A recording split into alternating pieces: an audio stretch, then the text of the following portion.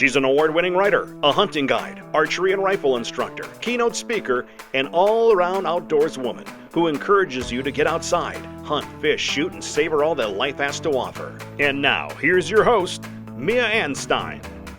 Well, hey, hi, hello, you all. I'm so happy to be visiting with you again. Today, I have a longtime friend and colleague in the outdoor industry who's going to be visiting with us. We'll be sharing some information, and I look forward to learning some new things because I have Trent Marsh from SPYPOINT with me, and I am on Team SPYPOINT and have some cameras out and about, and probably a bunch that need to go get their batteries changed because I'm not good at that. 'Tis the season. 'Tis the season. This summer, whether at the range or in the field, WSI Sports Hypertech bamboo tanks, tees, and leggings will have you covered. Visit WSISports.com to support the show and use the affiliate code MACO10 for 10% off your purchase. All products are proudly made in the USA. WSI is bringing back pride in America-made clothing. Again, that code is MACO10 for 10% off your order at WSISports.com. I wanted to visit with Trent and I wanted to share the cameras with you because I have fallen in love with these cameras.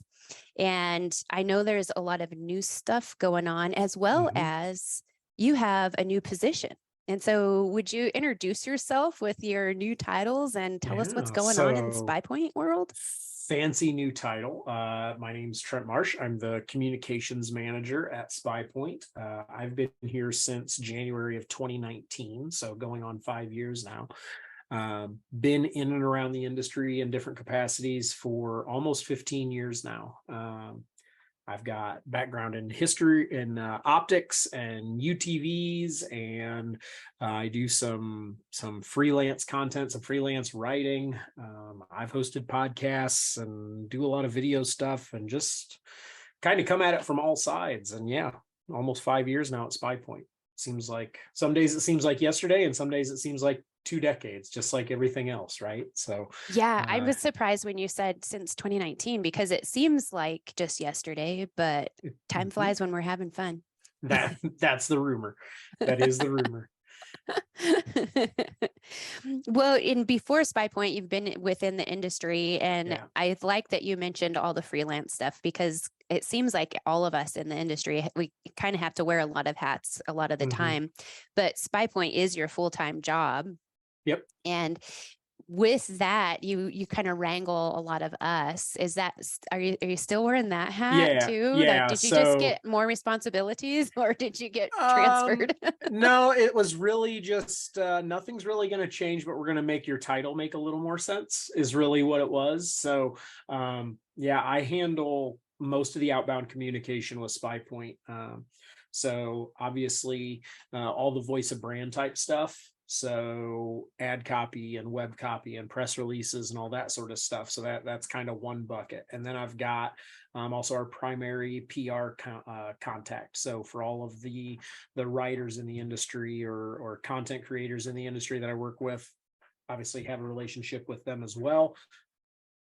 I do a lot of our planning for advertising. So whether it's print, television, digital, other influencers falls into that. So maybe that's someone like you that just has a great social following and super organic, authentic following, or someone like Melissa Bachman, who's the kind of the traditional television show host and kind of has all that other stuff going on kind of all through that spectrum, and then kind of everything in between too. Just if it's public facing from SPYPOINT, I probably had a hand in it. That voice of brand stuff encompasses a lot of items and takes up a lot of time. Yeah. And you're very good at it though. And there is another hat that you wear that I kind of just wanted to briefly mention, and that's the Professional Outdoor Media Association. Being with SPYPOINT, Trent is also the corporate. Are you a corporate partner on the board of directors? Yeah, it's one of those titles that I forget exactly what it is on a given day, but yeah. I am the corporate representative on the board of directors for POMA.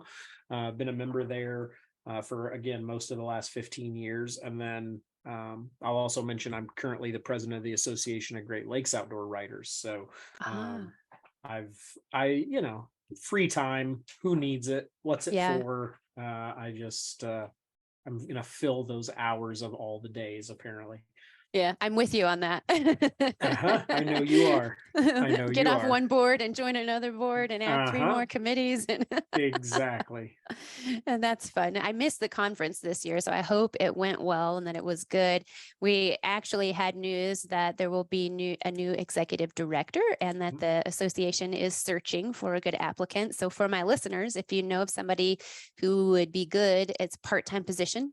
And they're looking for a director that would be good at bringing in corporate partners as well as growing membership. So it seems like it's fun for most directors.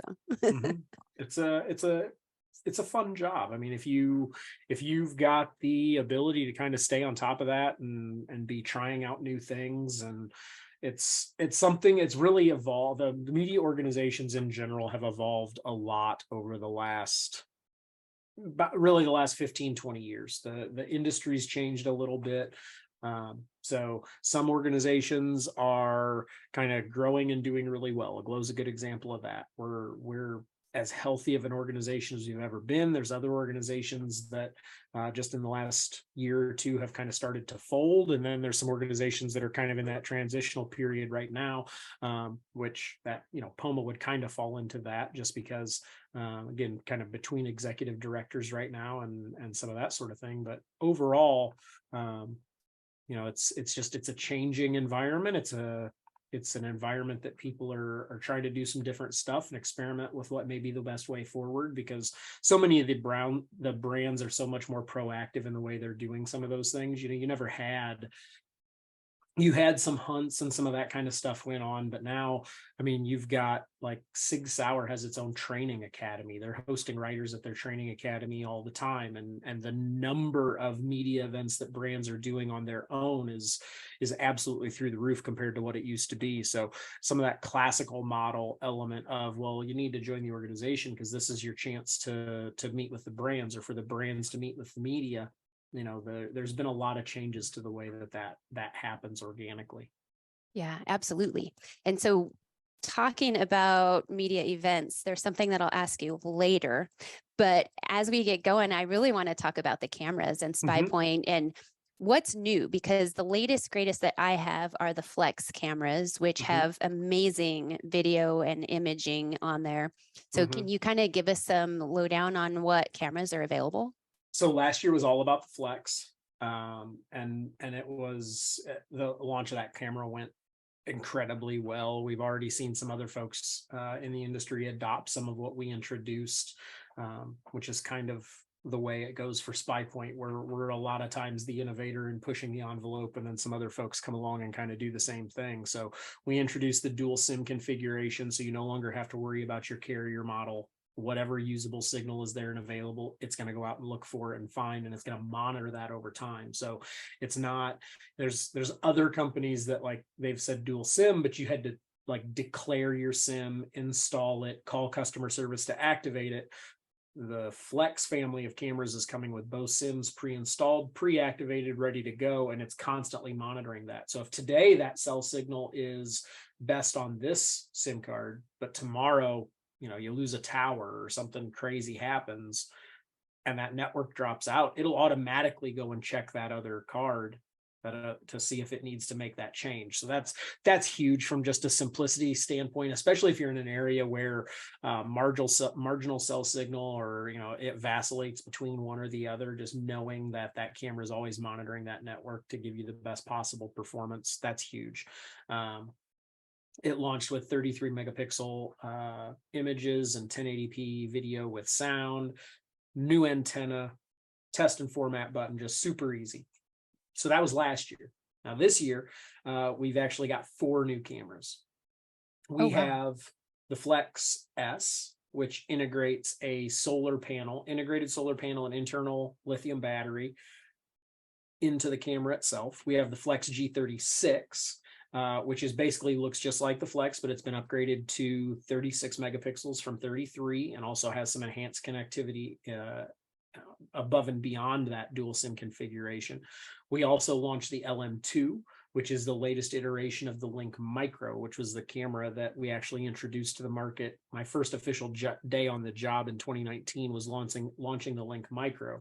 It was the first cellular trail camera available under $200, and we've seen the price of those cameras come down quite a bit, and really it was all in response to that Micro. So now the LM2 is available with 20 megapixel photos, and it also has the improved antenna as well. So those are the 3 new cell cams, but then we also have the Force Pro S on the non-cell cameras that's available. We've had the Force Pro for several years, 30 megapixel photos, 1080p, 2K or 4K video.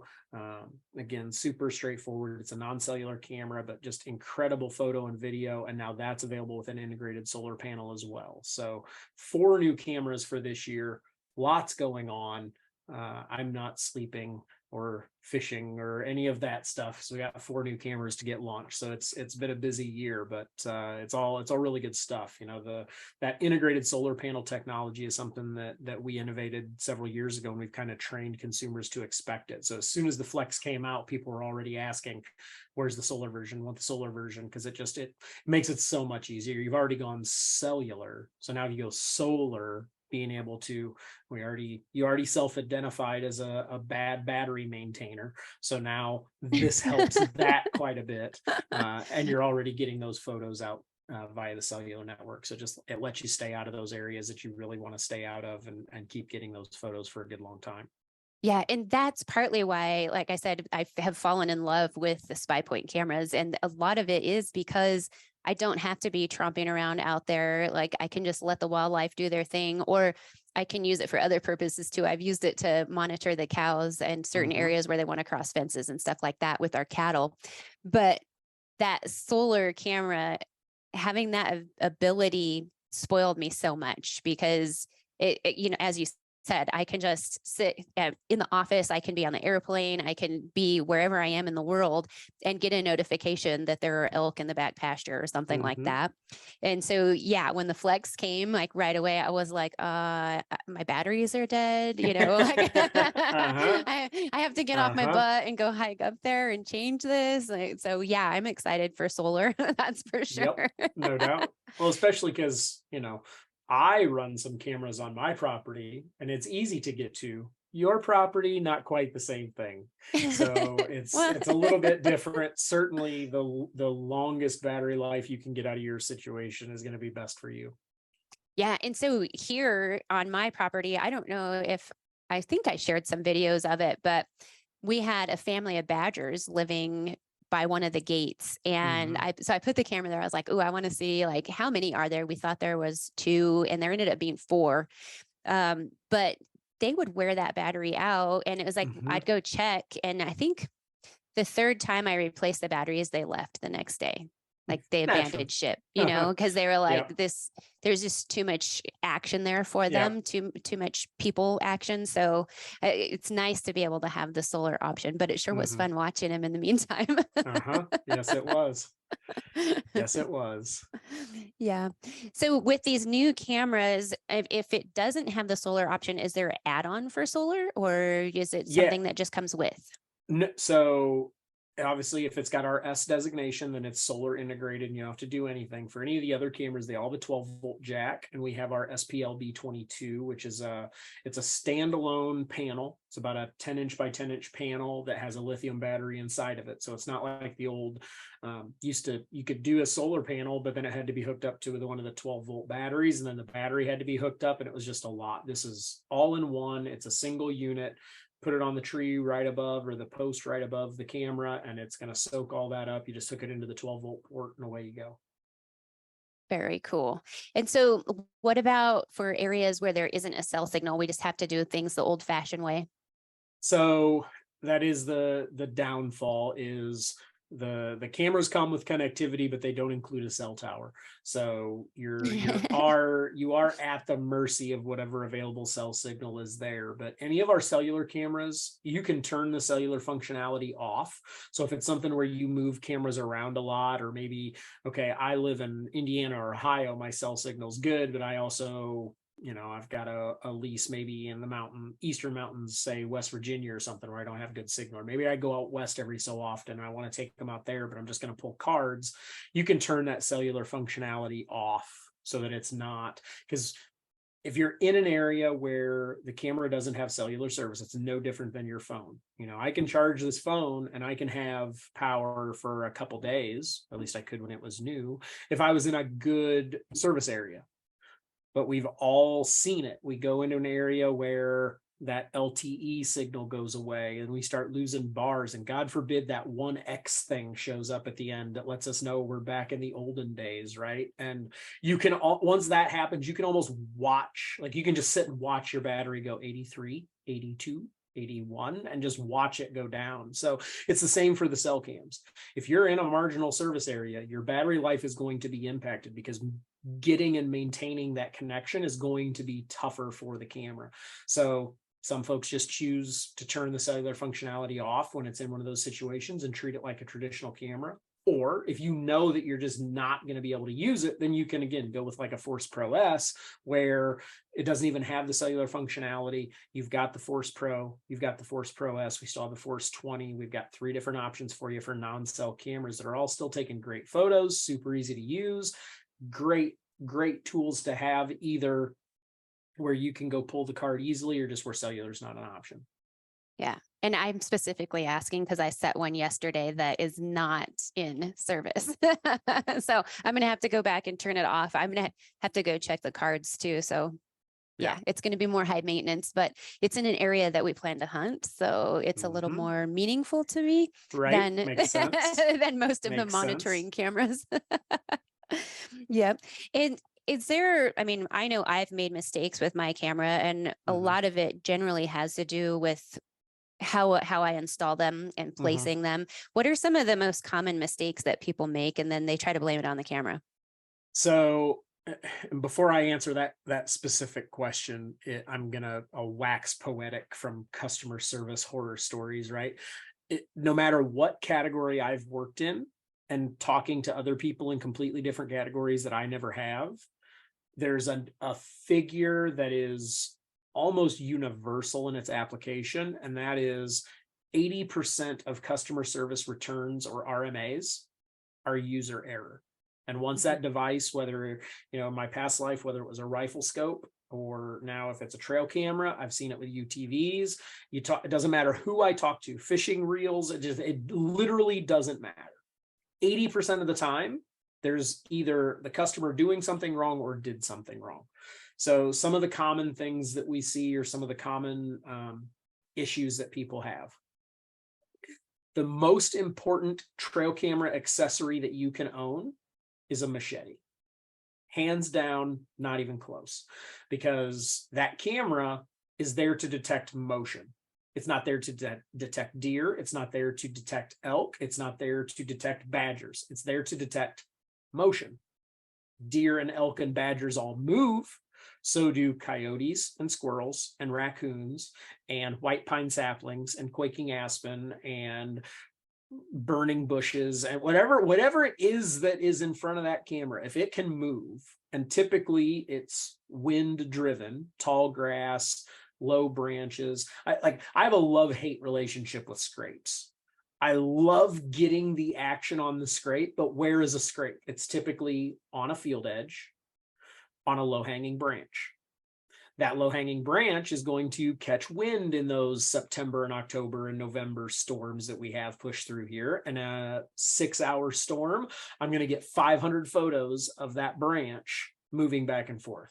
Obviously there, I can't, if I remove that branch from where I have the camera, now I'm not getting what I'm actually there for. Right. There's no scrape.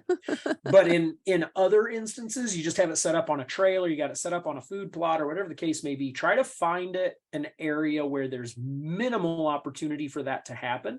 And then once you have it where you want it, then you can adjust it around, move things around. And, if you need to take out some tall grass, or if there's a couple saplings that are going to cause you a problem, if you're able to remove those, just go ahead and do that. So just sitting back and looking at that element of it. What goes right along with that is a lot of people will walk up and with a cellular camera, they'll strap it to a tree, turn it on, turn around and walk away. And they'll get home, they're like, why isn't this sending photos? Why isn't this sending photos? And they never verified that it was working from where it was. You may fire it up at home, and I absolutely recommend that you should. You should never go to the woods and activate and set up your trail camera, especially a cellular trail camera. You want to test it. You want to put it on your desk, put it on your kitchen table. Is it triggering? Is it sending? Yes, cool, great. Do that in a controlled environment. So if there's a problem with the activation, or if there's a problem with the camera, you're doing it at home, where you have your phone or your computer, and you can go get questions and answers and probably get some troubleshooting help that'll get that camera working right off the bat. Once you've done that, you've eliminated that potential issue. But then when you go to the woods, you may have, think about where you live versus where you hunt. Your cell signal's probably better at home. And people think they know better, but they think that cell signal is static. I've got bars on my phone here, so it's fine. Right. And sometimes, yes, but cell signal's always varying. It's not, I'm 5 bars here and always 5 bars here. Tomorrow it might be 3, might be worse than that. It varies. So when you're setting that camera up, take the extra couple minutes, turn it on, make sure that it verifies and connects, and then just open your app and walk around in front of the camera. Two reasons. A, is it capturing and sending photos? Thumbs up, yay, cool, great. B, how many times have you put a trail camera on a tree and you're like, this is perfect? And you come back in 4 weeks and you pull the card and you go home and you start looking at photos and you're like 15 degrees off of what you actually wanted to see. And you missed it. And then, you put it on a scrape, for example, and you miss the entire licking branch. What did you just do? You can verify it and know that the photos look like you want. The Flex even has a test button. Once it's connected and it's up and going, you can just push the test button and it'll take and send that photo right away. Sit there and refresh the page in your app, pops up. Awesome. Cool. Move on. Those are 2 big ones. Some of the smaller ones, try to avoid facing east and west as much as humanly possible. You can get a detection, but if you're, think about elk, deer, most of the animals that we hunt, they're crepuscular. They move at dawn and they move at dusk for the most part. Where the sun is relative to that, if you're facing east or west, you could have a 250-inch buck on camera. You'll never see him if that lens is facing directly into an enormous flaming ball of gas. So try to face that north and south and take that portion of the potential problems out of it. And then the other thing, and I've been memed on the internet because of my distaste for the stick. People will walk up to a tree and they'll put the camera right in front of their face, and then they'll break off a branch and they'll point it down with that stick behind it. I will self-identify. I used to do this too. I'm a reformed man. Okay. I walk up to the tree. I treat it like sophomore football practice. I take a knee and I strap it on down there waist height. Because what you're doing when you put that I don't stick have behind, that problem because I'm short. Yeah, exactly. You can do that. You're fine. If you were to walk up and take a knee, you would have the most beautiful photo of elk knees that anyone has ever seen. But what people end up doing when you do that, you point that camera down and you're shooting that detection sensor into the ground. So like the Flex has a 100-foot flash and detection range, but if you put that on a 15-degree down angle, well, now maybe you're shooting it into the ground at 60. Anything beyond that, you're never going to get the photos because the detection zone isn't facing there. The other thing it does is it points the flash into the ground.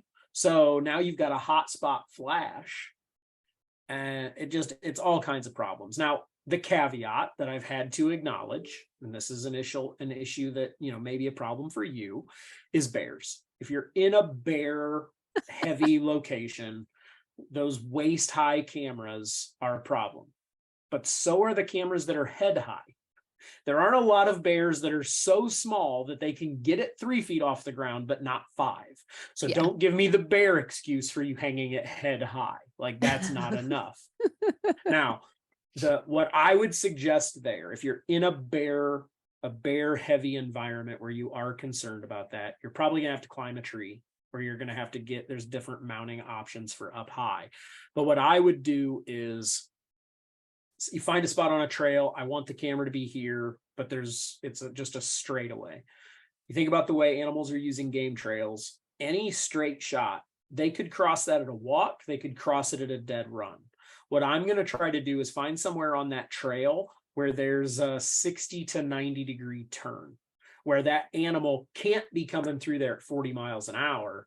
It has to stop, slow down, and I'm going to point that camera directly at that location so that as it approaches and stops to make that turn, or whatever that case, maybe it's a water crossing, something that is going to get that animal to stop for that quarter to half to 3/4 of a second for the camera to be woken up, take the photo before the animal moves on.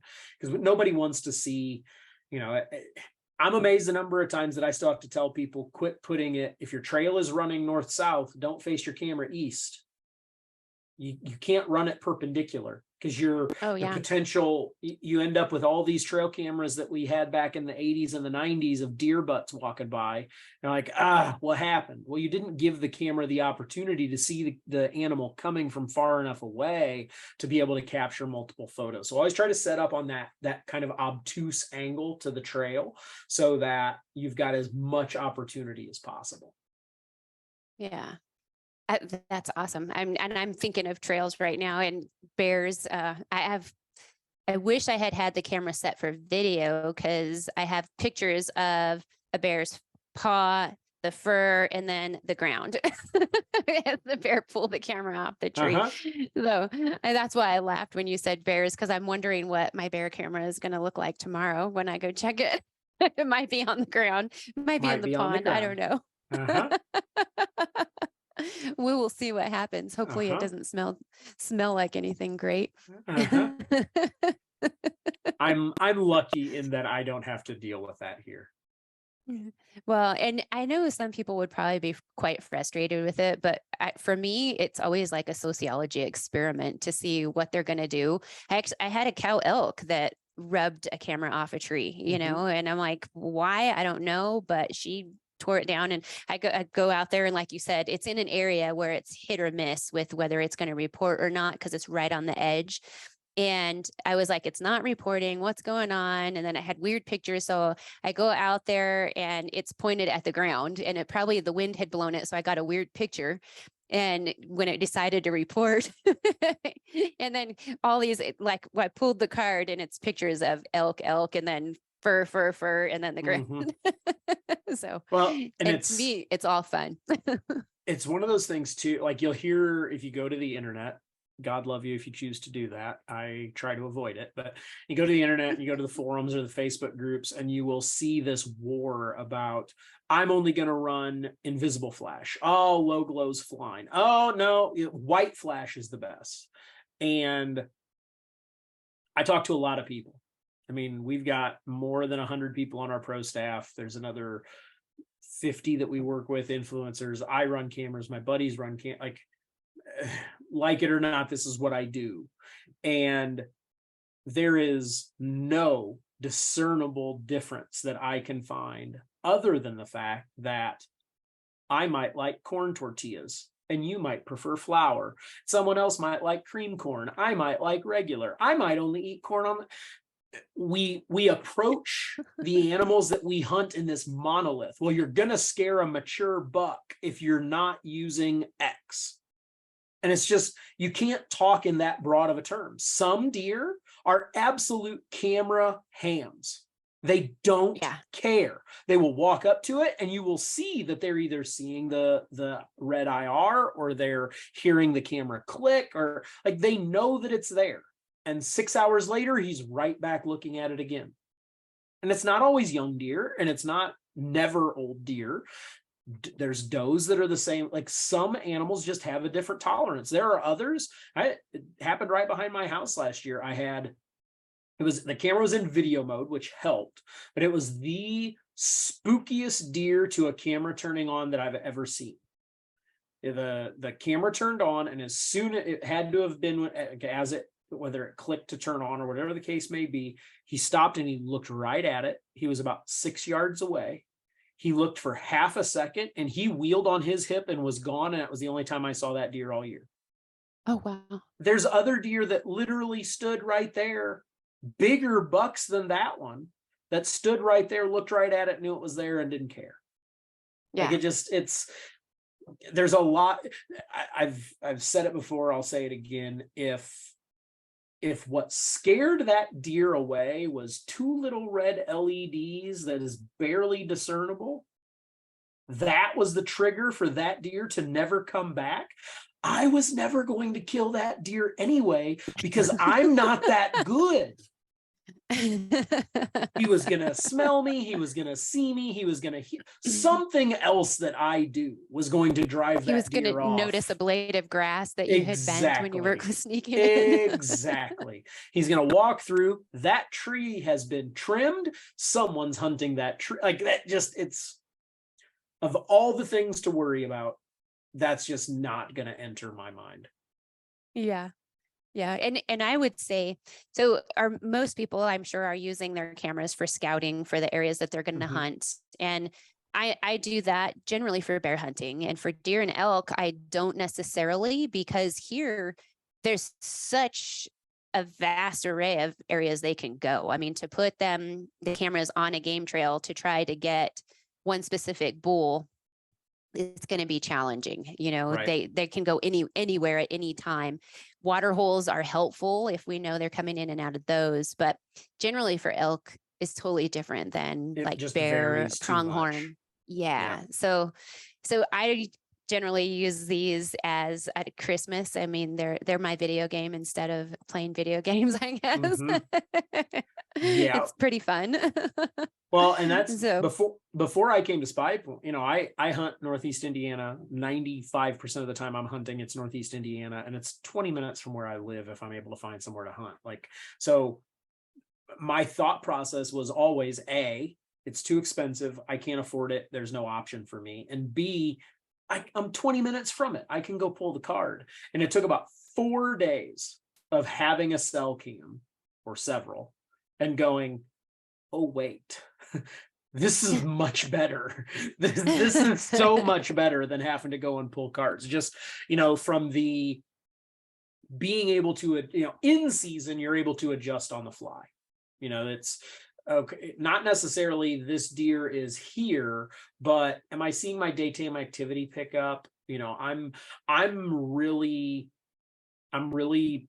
cognizant of, I'm always setting my cameras 4 weeks ahead of whatever's coming. So like right now, assuming I had somewhere to hunt, I have to get my cameras out currently, but I'm not, when I go put cameras out, I'm not even putting them in summer locations, even though my season doesn't open for 2 more months. I'm going straight to those early fall locations.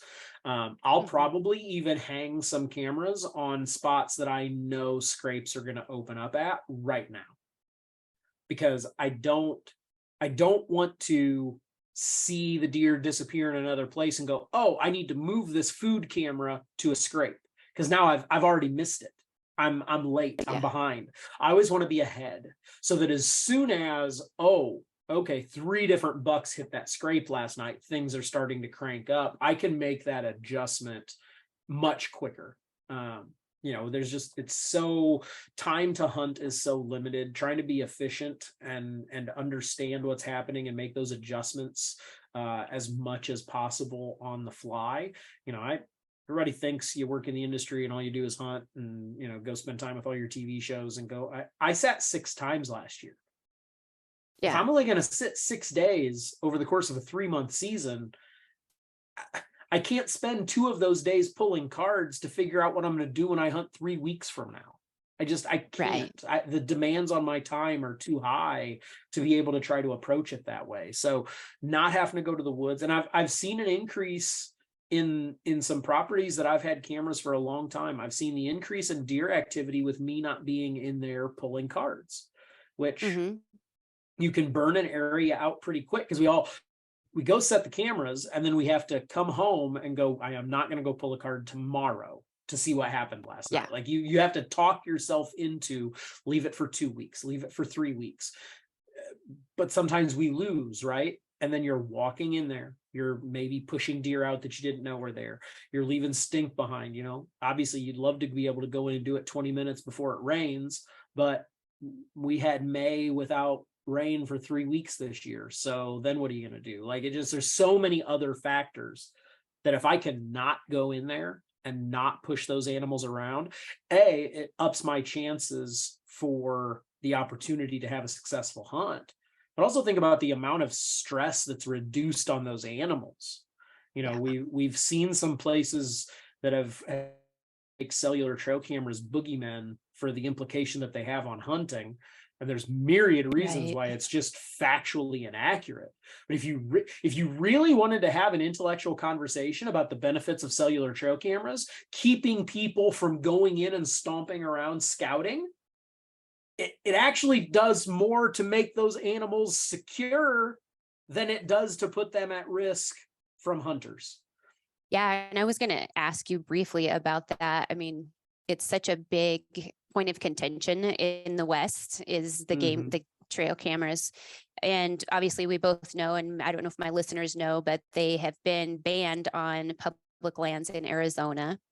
And so you talked about being able to scout during hunting season. Here in Colorado, we're not allowed to do that during the season. We can have them out right up until season. Yeah. And being an outfitter, and we don't currently outfit on public land, but with the private properties, we can do what we want to on private land. But on the public land, what was going on in Arizona is people are sitting in their offices in Nevada or wherever they are, or wherever they live, and they're getting these images of this big bull. And those big bulls in Arizona and in New Mexico are big money. So they sell their governor's tags. And then if I tell them, oh my gosh, there's this bull here, and I give them the GPS location, I can make a few $10,000-$20,000 depending on who it is and what size the animal is, if they can locate it.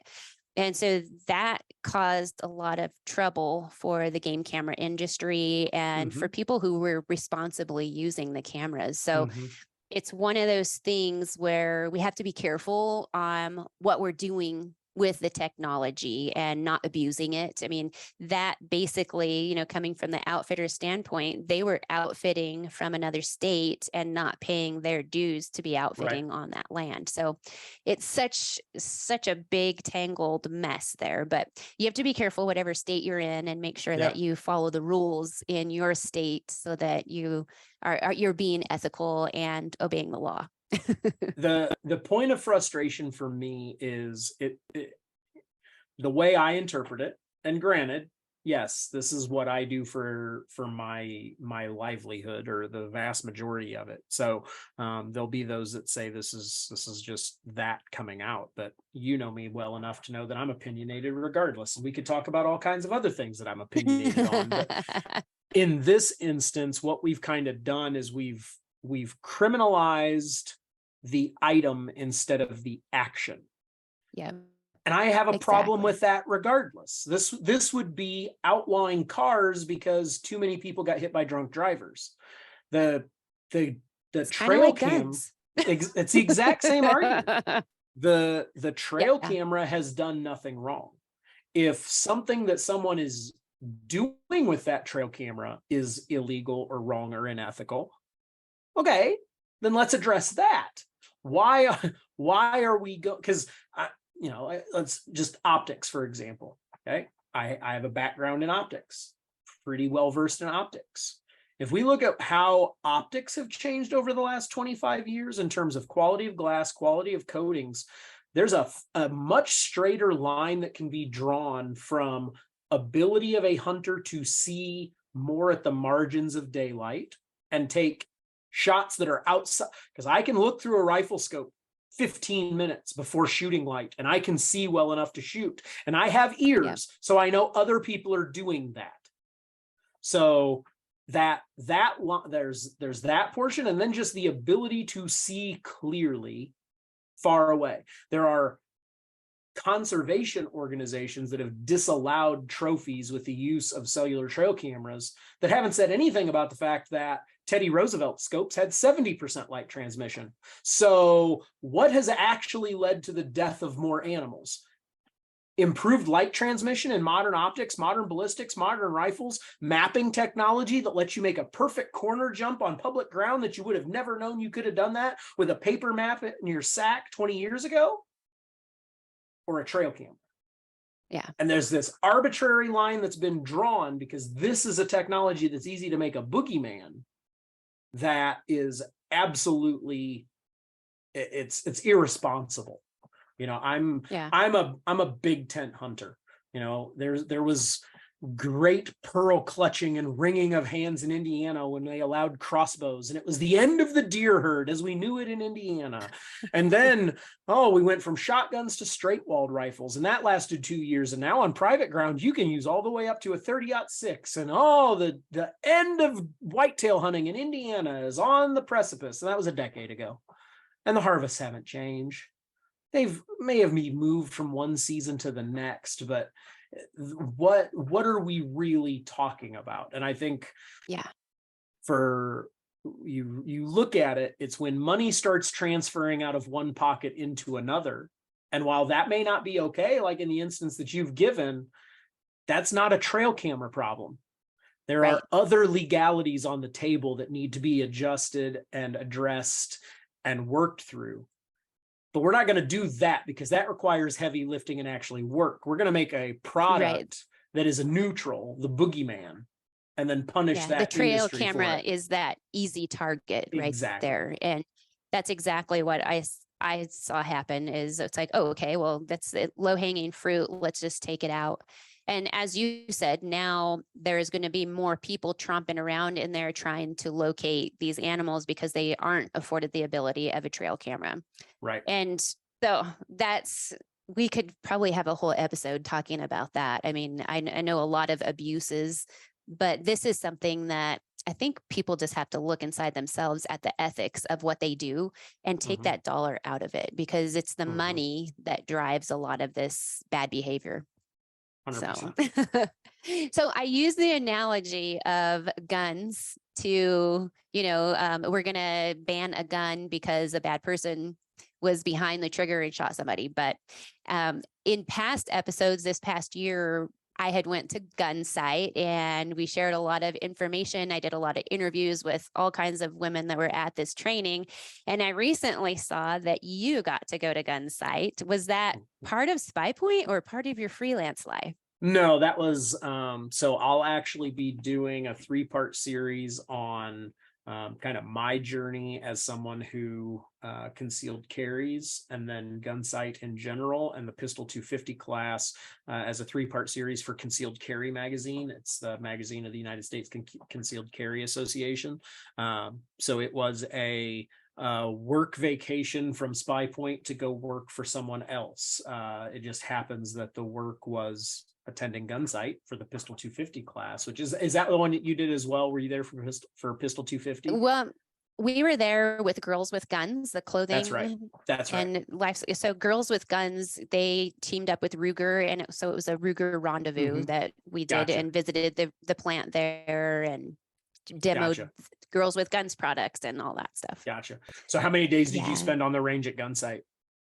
We were only there for 2 or 3 days on the range. And what we were doing was training of drawing from concealed carry, jackets and handbags and holsters and stuff like that. And so the 250, my daughter Leah took the 250 and so she's done it all. And while she was taking that, we were there with Remington, and with Remington, I did more concealed carry stuff and more private training. So I'm always excited to see when people get to go, because it's just an amazing facility with amazing trainers. And it seemed like you had a really good time there. Well, it's been on my, bucket list, for lack of a better term, for more than a decade at this point. So it's been a long time making it get to be a reality. And if anyone out there, if you are familiar with Gunsite and you've been thinking that you want to go, don't do what I did and wait a decade to do it. Just find a way to go. It was the most efficient and effective training I've ever been a part of. Not firearms training, the most effective training that I've ever been a part of. Within the first 3 hours on the range, I already knew the things that I was doing up to that point that were creating the gaps in my skills. You've got, again, Pistol 250, so it's a 5-day class. and you start off kind of slow, and nothing that you're being asked to do at any point feels difficult, but everything that you're being asked to do is being asked to be done perfectly, and it all builds. Yes. So day one is very much breaking it down to stuff that you're like, if you were to just show the content of the class to most people, they'd be like, I don't need to work on that. I already do that right. No, you think you do. Right. And when you've got a range master and 3 instructors that are some of the best, shooting instructors in the world there with eyes on you to start nitpicking about what you do and don't do well, by the first day of the class, you're literally drawing and shooting, or actually even before that, you're working from low ready at 3 yards on a body shot. Most people can do that. It's where you start on day 1. By day 5, you're running the El Presidente, which, if you don't know what the El Presidente drill is, it is your back to 3 targets at your motion. You pivot 180 degrees, draw, fire 2 shots in each of the 3 targets, do a speed reload, and put 2 more shots in each of the targets working back through. Par time is 10 seconds from 10 yards. That's a big jump in 5 days.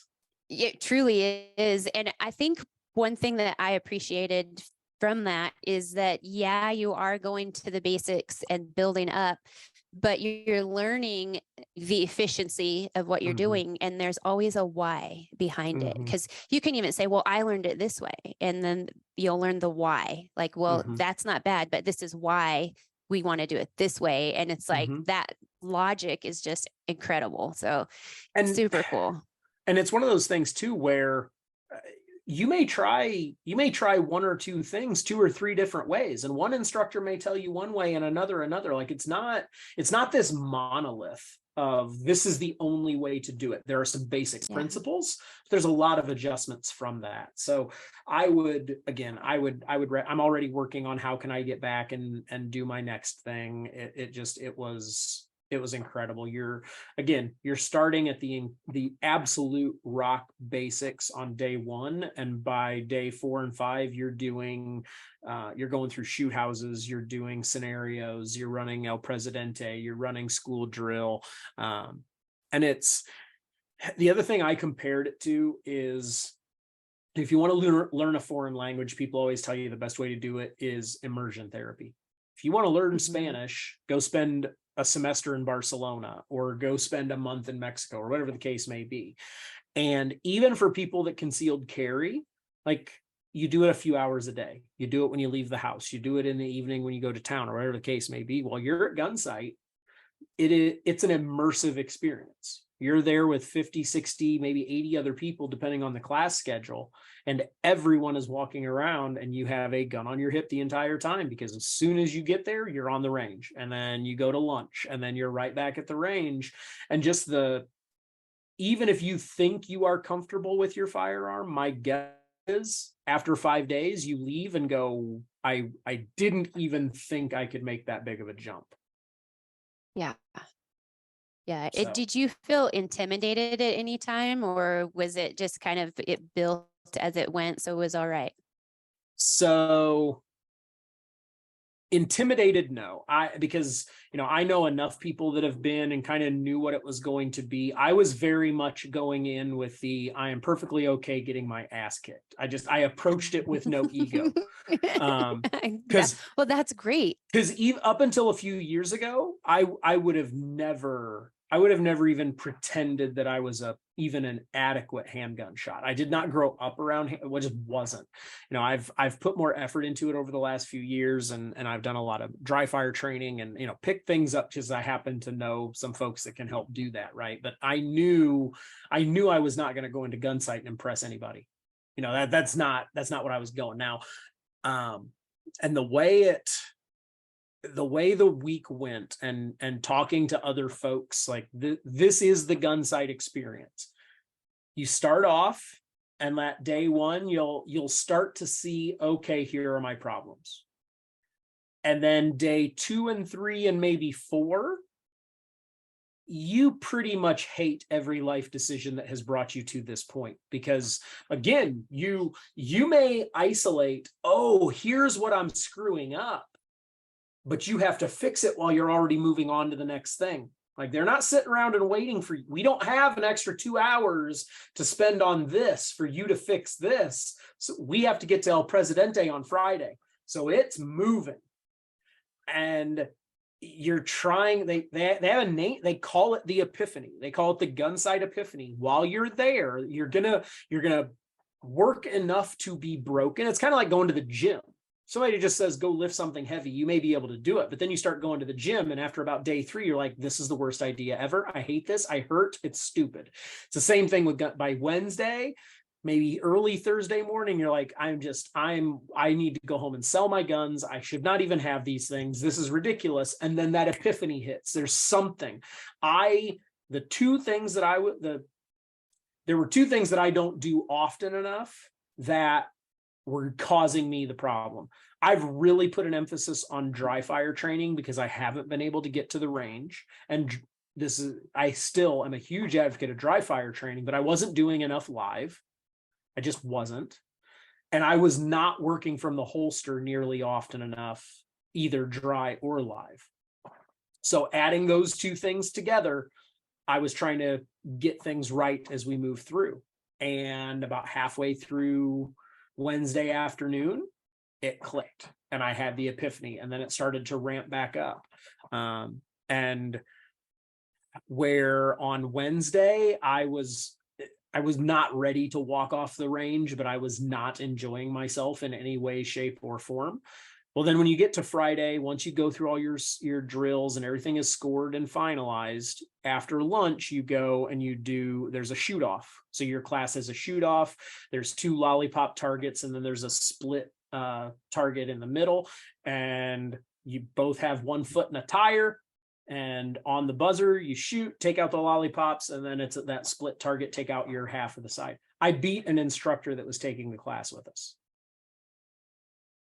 So I went from 36 hours ago, I suck at everything, to, an instructor that ran El Presidente in 6'2".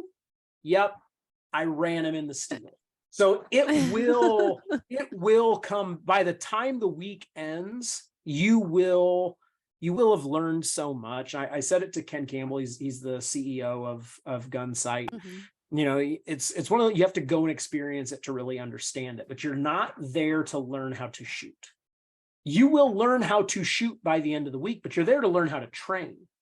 It's the combat triad. It's the marksmanship. But the mental aspect is the other part of it. Yeah. It's the toughest part of any of this. If you really talk to people in kind of the self-defense realm, whether they're military, whether they're LEO, whether they're private contractors, and even the folks that investigate self-defense scenarios, the toughest thing to do is that stress inoculation element. It's not fight or flight. It's fight, flight, or freeze. And way more people freeze than you would think. And even though you're not competing with your class, you're competing with yourself. You don't worry about what the person in lane 12 is doing if you're in 13. You're there competing with yourself, but you're on a line with other people. So your heart rate's up even though you aren't in a life and death situation, you're just adding that little extra bit of oomph to it that you can't get at the range. You can't do shooting behind the house. And then, like I said, once you get to the scenario portions, you're doing inside simulators, outside simulators, where, you know, the shoot house, for example, you walk up, your instructor says, you just got home, you hear your wife inside screaming for help, figure it out. Okay. Same thing. You do the outside simulators, you're going through, they're in Paulden, Arizona, you're going through the gullies, and you walk up there and Chris says, you're camping with your family, you just went to get something out of the truck, you start walking back and you hear your family screaming for help. Figure it out. And you have to do target identification, and you have to move from cover, and you have to make sure you're not being unsafe with your firearm. And oh, by the way, after all of that, hit the targets. Yeah. It's a lot. And it's easy. It's easy to listen to and think like, oh, that's not a big deal. But putting all of that together it's a challenge. And the mental part of it is probably the biggest challenge that there is. And it's something I actually have training module on my website for my listeners if you want to go check it out. And it's designed for hunting, but it's shooting under stress. And so self-defense is a totally different kind of stress.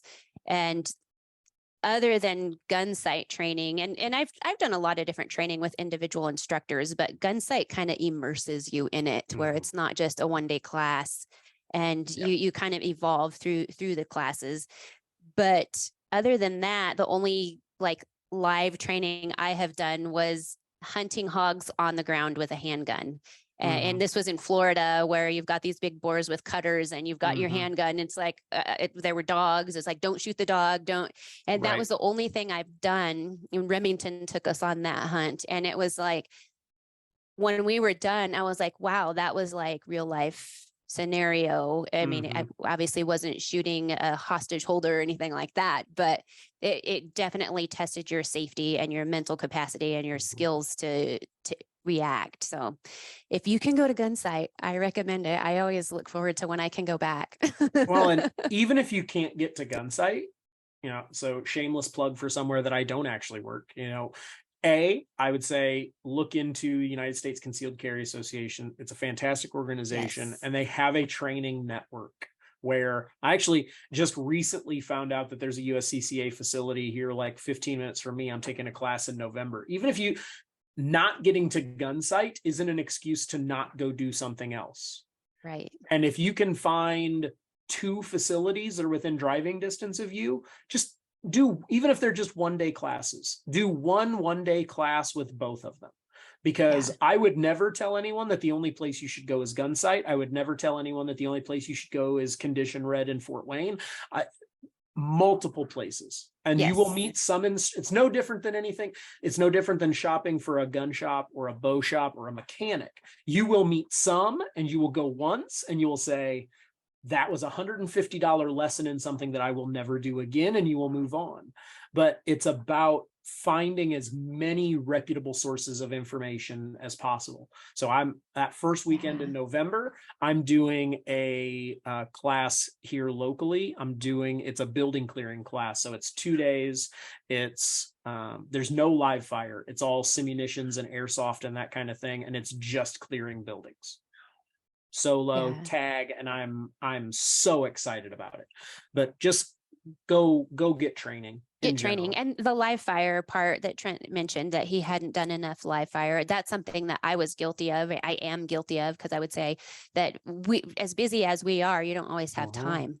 And so the dry fire is important, but getting that live fire in is extra important. I mean, you need that true practice. And if you go to different instructors, you're going to get different things. And on my show, on this podcast, we always talk about always continue to learn. And that's something that if you go to different trainers, you're going to learn something. And like you said, whether it's don't do that instructor again, okay, but take away what you can from each class. The other thing that's interesting, I've talked to several different folks, and you know, I would think it's probably safe to say that the vast majority of your listeners are hunters first, you know, maybe that type of mindset. And most instructors will tell you that when it comes to the Gunsite type, the immersive type, the live fire, the force on force type training, hunters are further ahead of non-hunters, even though if all you ever do is hunt whitetails with a shotgun, you are still better mentally prepared for that force on force handgun situation, because you already understand the principles of target identification, target isolation, the need to control your breathing, the need to stay calm, the need to not make it, that's hunting is stress too.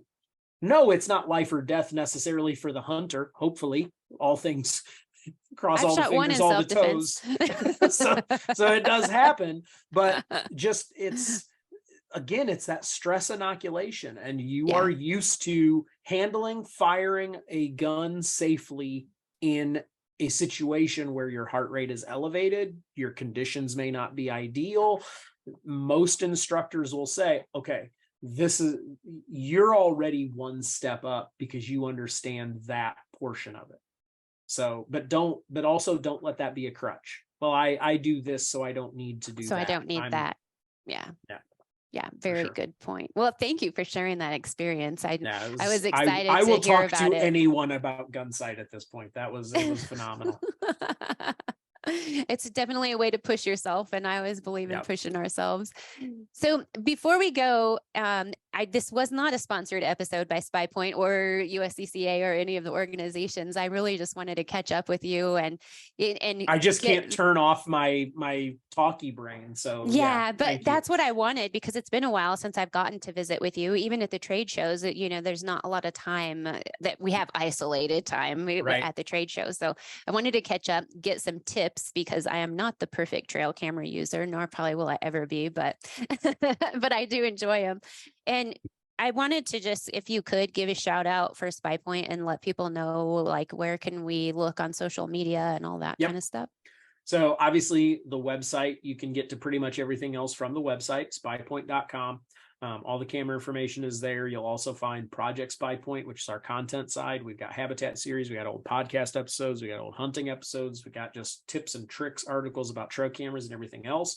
And of course, you can find us on all of your social media. Search SPYPOINT Camera. We're on Facebook. We're on Instagram. We're on YouTube. We're on Twitter. I think there's still a TikTok doing something. I luckily don't have to deal with the day-to-day social media anymore, so that's great. But pretty much anywhere that we are, you can find us, and all of that is on the website. And yeah.